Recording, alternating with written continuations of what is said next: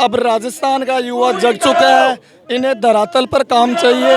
राजस्थान का एक उपेंद्र यादव आईसीयू में गया है, 5 उपेंद्र यादव और आ गए, 500 आएंगे, 5000 आएंगे।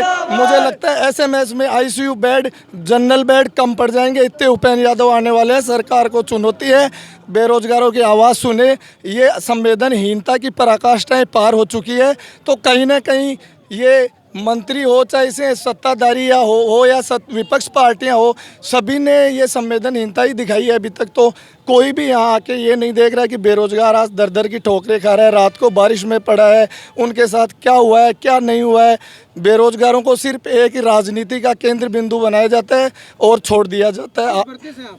हम शिक्षक भर्ती 2012 से हैं, जो माननीय मुख्यमंत्री जी के पिछले कार्यकाल की भर्ती है। और अब यहाँ भर्ती का नहीं, आज यहाँ हजारों राजस्थान के युवाओं के भविष्य का सवाल है।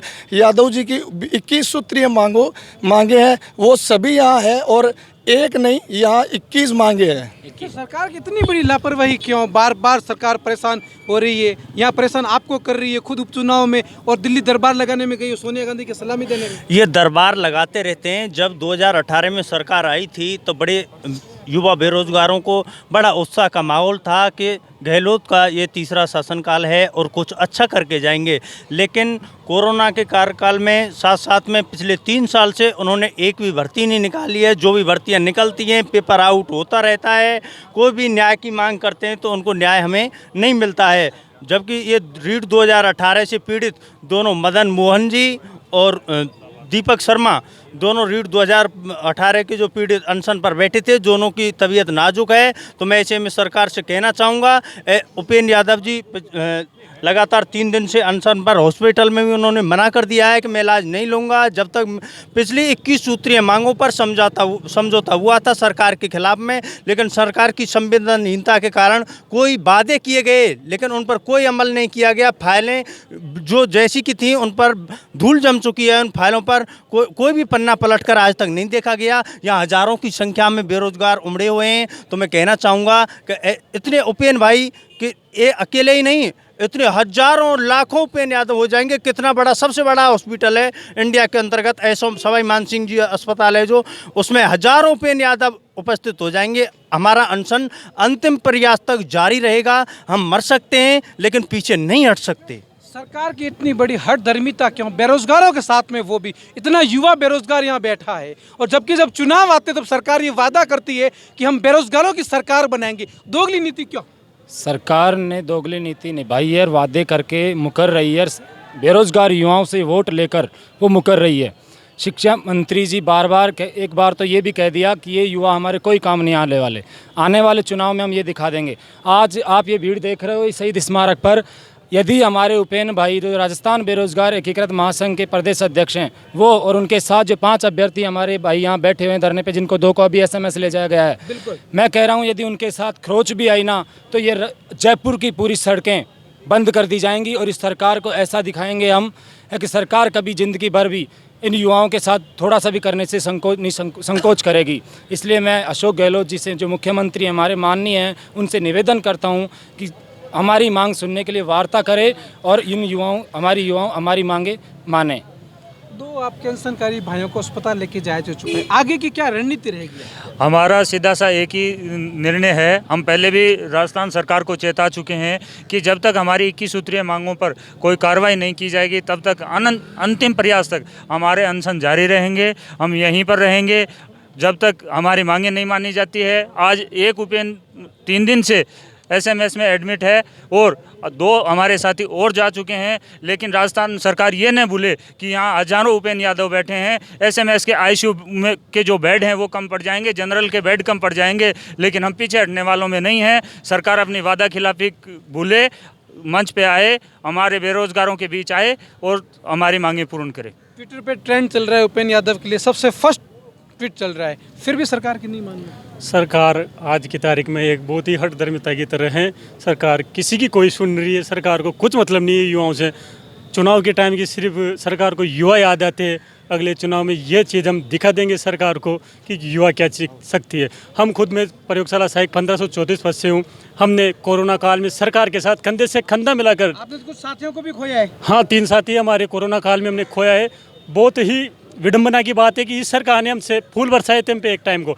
आज हम 1534 परिवार हमारे दर दर की ठोकरें खाने के लिए 6,000 रुपये में इन्होंने मजबूर कर रखा है। पीपीई किट पहन के कोरोना काल में आपने कितने कितने घंटे ड्यूटियां की है? पीपीई किट पहन के हमने लगातार, मैंने खुद ने 6-6 घंटे तक पीपीई किट पहना है। सैंपल लिए हमने, रात तक भी सैंपल लिए, इमरजेंसी में सैंपल लिए। हमारी बहुत स्थिति थी, पीपीई किट खोलने के बाद में पता नहीं कैसी हालत होती थी। क्या महसूस होता था पीपीई किट जब 6 घंटे लगातार पहन के फिर एकदम खोलना?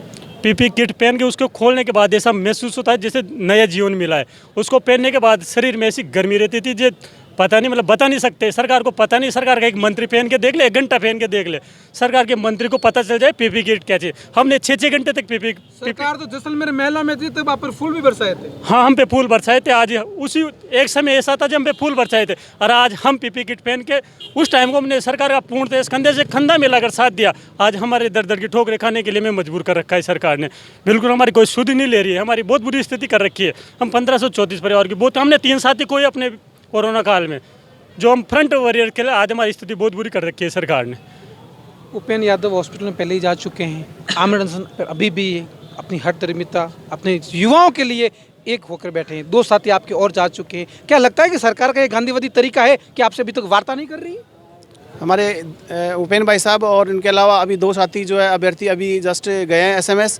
और उन हमारे इस लोकतंत्र में नियम है कि जब भी कोई मांग न्यायिक हो और उसमें सरकार ध्यान नहीं देते हैं तो आंदोलन किए जाते हैं। आंदोलन में सरकार नहीं माने तो अनशन पे जारी रखा जाता है। और सरकार में के सामने जो है शहीद स्मारक 5 दिन से शहीद स्मारक पे धरना चल रहा है और अनशन पे है, आमरण अनशन पे है। तो 5 दिन में सरकार का कोई रुख ऐसा लोकतंत्र के नियम को फॉलो नहीं कर रहा है जिसमें मतलब बैठे न्यायिक जो भी अभ्यर्थी बैठे हैं उनको ऐसा लगे कि आज गांधीवादी सरकार, जिसमें लोकतंत्र में नियम है कि जो आमरण अनशन पे बैठते हैं उनका पूरा रखरखाव करना और उनकी उचित न्याय की मांग जो होती है उनको पूरा करना।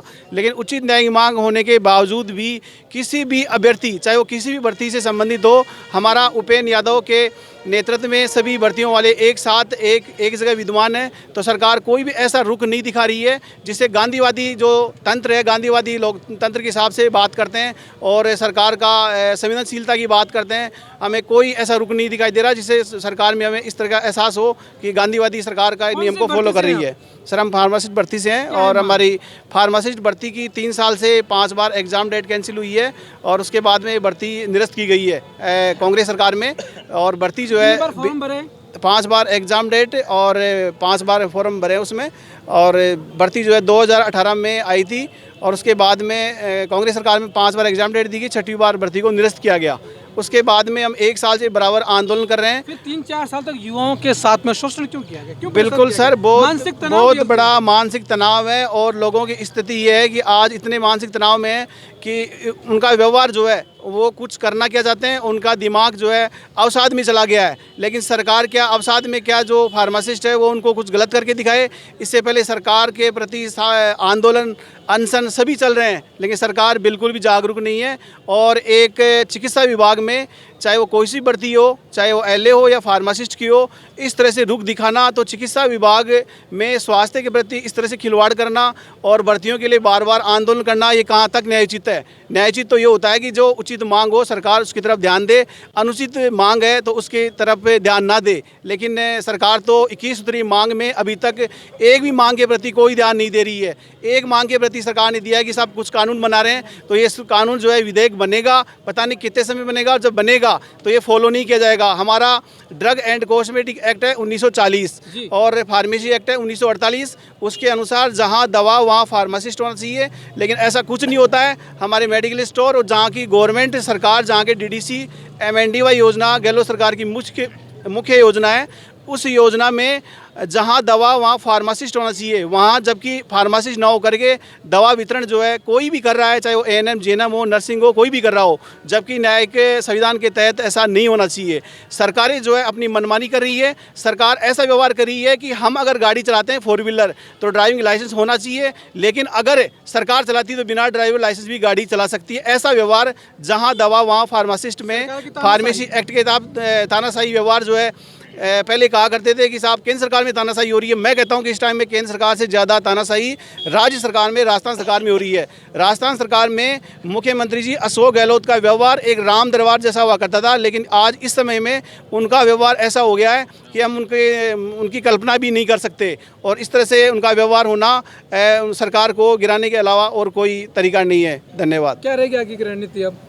सर हमारी रणनीति ये रहेगी कि अब पाँच जो है हमारे अभ्यर्थी जो है अनशन पे बैठे हैं। अगर सरकार नहीं मानती है तो हमारे अब अधिक से अधिक अभ्यर्थी जो है हमारे अनशन पे बैठेंगे, और अगर सरकार मांग पूरी नहीं करती है तो हो सकता है कि अनशन पे बढ़ते बढ़ते संख्या बढ़ेगी और हॉस्पिटल में आईसीयू बेड पे हर जगह हमारा अभ्यर्थी जो है वहाँ पे एडमिट होगा। और उसके बाद में हमारा धरना यहाँ से हम चाहते नहीं और हमारा संविधान में लिखा हुआ भी नहीं है, तो हो सकता है कि लोग इतने ज़्यादा भावुक हो जाए कि कहीं SMS के सामने धरना ना देना पड़ जाए। इसलिए सरकार को चेतावनी है कि मुख्यमंत्री जी अशोक गहलोत जी को कि उनके जो न्यायिक जो भी विभाग हैं उनके संबंध में जो उचित मांगे हैं वो सरकार पूर्ण करे।